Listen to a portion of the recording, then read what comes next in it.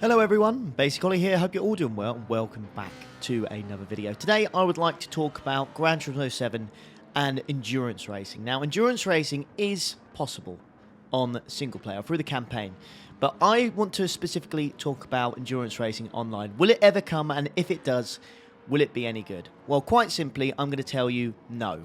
I don't think it will be any good, but I'm going to explain to you why I think that. Now let me know in the comments after you've watched this video what you think to my opinions on this, and if you've got any difference of opinion, please let us know in the comments. But I'm going to break it down. We're going to look into 4 main reasons why I think Gran Turismo 7 endurance racing online will never be a thing, and if it is a thing, it will not be any good.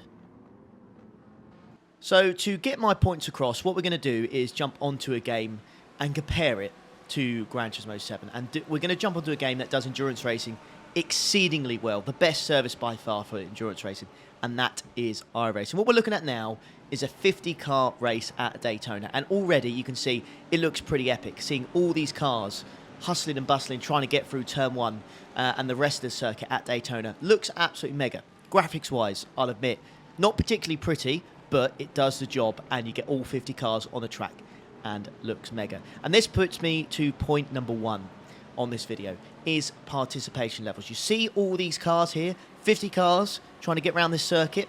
This is what it looks like. This is endurance racing. This is what it should be like. Massive gaggle of cars throughout the whole race. Now, if we'll quickly jump into GT7 now, and the problem with GT7 is there's currently only 16 players online. 16 players. So let's go from 50 cars to just 16 and have a look and see what it's like. Straight away then, as we look at the screen, you can see the differences between the two as we head into turn 1 at Daytona. Gran Turismo 7 a lot more relaxed. There's not as much chaos, shall we say. It's probably the word for this. There's not as much chaos as we go through turn 3 there. This is a lovely shot, by the way, on Gran Turismo 7. But this is with 20 cars. And online it would actually, at the moment, if it got released, would be just 16. So you can take 4 cars away from that list. And you can kind of see over the space of, let's say, 6, 12, 24 hours, how that gap could really space out. And, you know, it could really just kind of dull out for you. And, you know, it could potentially get boring. And I think it would. I really think it would. But that's my first point, which is basically not enough cars on Gran Turismo 7 to do it. It just wouldn't work. So now we're going to move on to point number 2, which is quite important, I think, in endurance racing, and that is, of course, for me, the risk factor. Now, the risk factor is really, really important in endurance racing, because endurance racing is not all about pure pace. It is essentially partly pace and getting all the way to the end. So here we are on Gran Turismo 7. We've just gone through the bus stop chicane, and we've messed up. We made a big mistake. And now we are covering some damage. Now, with Gran Turismo 7's damage model, essentially the car does get slower and you do have some issues, but after about 30 seconds to a minute, it magically gets repaired and you're off again. Now, if we compare that to another sim, ACC does it as well in iRacing, you will be carrying damage until you get that fixed. So over a long period of time, for example, 6, 12, 24-hour race, if you've got a team that's been leading for 18 hours and then they crash at the bus stop and they've got like 20 minutes of repairs, makes a huge difference in endurance races. Massive. So if you do not have that in Gran Turismo, it simply will not work. You need that. You need that in an endurance race. You need that risk factor. Otherwise, you'll just get the fastest team and they'll just run off into the sunset, and it will just completely and utterly ruin the point of it. It will be a sprint race instead of an endurance race for me. Point number 3 is something I call retention levels. Now, retention levels essentially is, let's say you are in a race on Gran Turismo 7.